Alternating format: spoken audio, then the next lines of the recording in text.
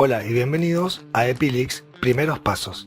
Hoy vamos a estudiar cómo hacer una buena base de datos para analizar. Y lo primero que tenemos que saber es que una cosa es el formulario de recolección de datos y otra es la base de datos que vamos a analizar. De tal forma que lo primero que tenemos que ver es si tenemos que readecuar la base de datos en función de los objetivos del estudio, del software estadístico que queremos utilizar y por supuesto respecto del análisis que planificamos hacer. Teniendo eso en claro, vamos a comenzar con algunas recomendaciones que me parece que son muy importantes que tengan en cuenta.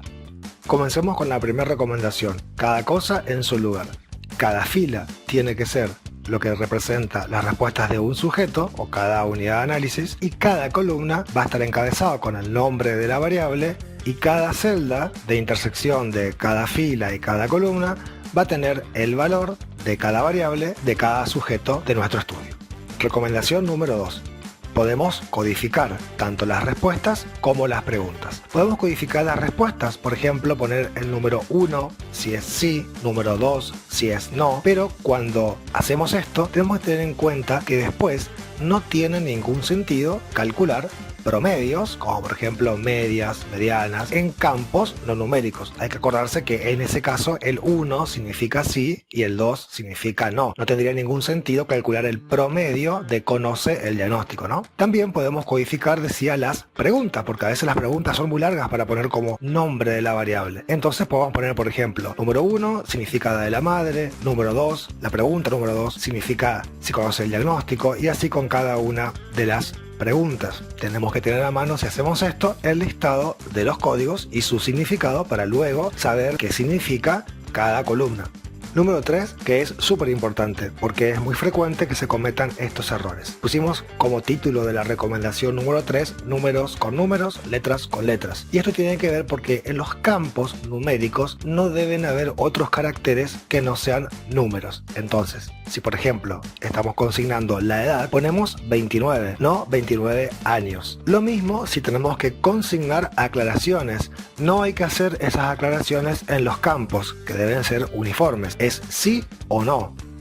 Este ejemplo que dice sí, coma y una aclaración no corresponde porque nos va a producir problemas cuando analicemos esta base de datos con un software estadístico. Entonces, si quisiéramos hacer observaciones, podríamos insertar una columna donde se contengan esas observaciones, pero los campos tienen que ser uniformes para que después no tengamos problemas en el análisis. Y justamente hablando de la importancia de que los campos sean uniformes, hay que ponerse de acuerdo en la base de datos. Por ejemplo, si utilizamos todo con mayúscula o todo con minúscula, o si consignamos la primera letra mayúscula y luego todo con minúscula, o usamos códigos. No importa qué decisión tomemos, lo que importa es que los campos sean uniformes. Porque si hacemos lo que ocurre en este ejemplo, donde dice en los campos sí o no, pero no dice exactamente lo mismo, los campos no son uniformes.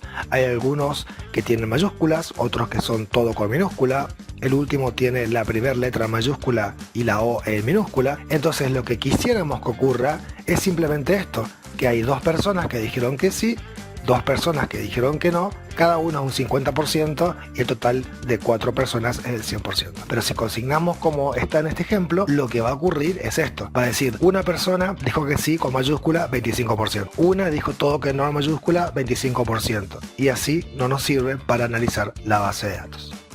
Un truco, una recomendación muy importante que podemos seguir para que esto no ocurra es utilizar las validaciones en Excel. Entonces, si por ejemplo querés que la columna B, donde está la edad de la madre, solamente tenga números, seleccionás la columna que querés validar, te vas al menú Datos en Excel, seleccionás Validar datos y aparece esta casilla donde indicás que solo querés números enteros en esa columna. Inclusive podés poner un rango razonable, por ejemplo de 0 a 100. Sabemos que un número de 290 no puede ser posible como la edad de una persona expresada por lo menos en años. Y una vez que ponemos ese rango razonable, ponemos aceptar. Y también podés poner en esta otra celdita de mensaje de entrada, podés poner un mensaje que le avise a la persona que carga el dato lo que se pretende que vaya en esa celda. Por ejemplo, acá pusimos consignar la edad de la madre al momento de la entrevista. Entonces, cuando alguien se posa sobre esa celda, aparece, antes de cargar el dato,